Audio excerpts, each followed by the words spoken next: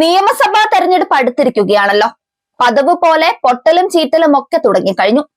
UDF-നുള്ളിലെ അധികാരമോഹവും seat രാഷ്ട്രീയവും വയനാട്ടിൽ കീറാമുട്ടിയായിരിക്കുകയാണ്.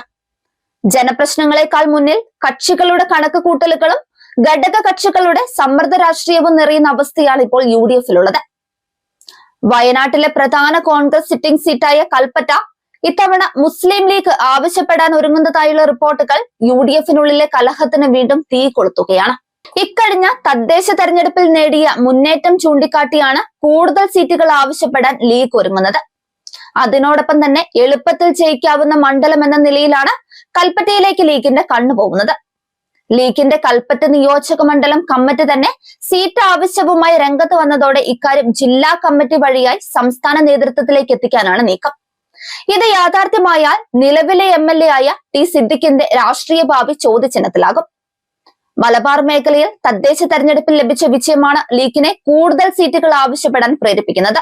എന്നാൽ UDF-ൽ സീറ്റ് വിഭജനം നടക്കുന്നത് ജനപിന്തുണയുടെ അടിസ്ഥാനത്തിലല്ല, ശക്തമായ സമ്മർദ്ദ രാഷ്ട്രീയത്തിന്റെ അടിസ്ഥാനത്തിലാണെന്ന വിമർശനമാണ് ഇതോടെ വീണ്ടും ശക്തമാക്കുന്നത്.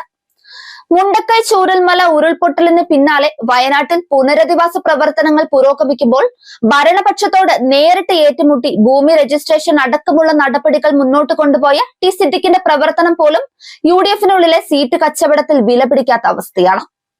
അതേസമയം ലീഗ് സ്വന്തം നിലയിൽ വീടുകൾ നിർമ്മിക്കുന്നതും പുനരധിവാസ രംഗത്ത് സജീവ സാന്നിധ്യം കാണിക്കുന്നതുമാണ് കൽപ്പറ്റ ആവശ്യപ്പെടുന്നതിനുള്ള അവരുടെ പ്രധാന വാദം. ലീഗിന്റെ സമ്മർദ്ദത്തിന് വഴങ്ങി കൽപ്പറ്റ കൈമാറിയാൽ ടി സിദ്ദിഖിന് പകരം ഏത് മണ്ഡലം നൽകുമെന്നതിൽ പോലും UDF-ന് വ്യക്തതയില്ല. ഇത് മുന്നണിയുടെ സംഘടനാപരമായ ദൗർബല്യം വ്യക്തമാക്കുന്നതിന്റെ ശക്തമായ സൂചനയാണ്. ഇതോടൊപ്പം വയനാട്ടിലെ മറ്റൊരു പ്രധാന മണ്ഡലമായ മാനന്തവാടിയിലും UDF വീണ്ടും അനിശ്ചിതത്വത്തിലേക്ക് നീങ്ങുകയാണ്. JRP നേതാവ് CK ജാനുവിന്റെ സ്ഥാനാർത്ഥിത്വമാണ് ഇവിടെ വിഷയം. UDF നേതൃത്വത്തോട് സീറ്റ് ആവശ്യപ്പെടാൻ ജാനു ഒരുങ്ങുന്നതായാണ് വിവരം. ഇക്കഴിഞ്ഞ തദ്ദേശ തെരഞ്ഞെടുപ്പിൽ UDF-ന് വലിയ ഭൂരിപക്ഷമുള്ള മണ്ഡലമായതിനാൽ ജയം ഉറപ്പാണെന്ന കണക്കുകൂട്ടലിലാണ് ഈ നീക്കമുള്ളത്.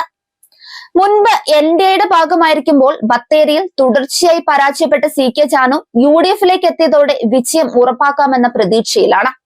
ഇത് സ്ഥാനാർത്ഥികളുടെ രാഷ്ട്രീയ ചരിത്രമോ ജനവിശ്വാസമോ പരിഗണിക്കാതെ വിജയ സാധ്യത മാത്രം കണക്കാക്കി സീറ്റുകൾ കൈമാറുന്ന UDF രാഷ്ട്രീയത്തിന് മറ്റൊരു ഉദാഹരണമായാണ് വിലയിരുത്തപ്പെടുന്നത്.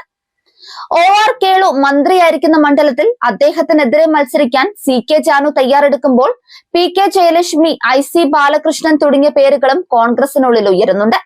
ഇതെല്ലാം ചേർന്നാൽ വയനാട്ടിൽ UDF നേരിടുന്നത് പ്രതിപക്ഷത്തെക്കാൾ വലിയ വെല്ലുവിളിയല്ല, സ്വന്തം മുന്നണിയിലെ സീറ്റ് രാഷ്ട്രീയമാണെന്നതും തുറന്ന സത്യമാണ്.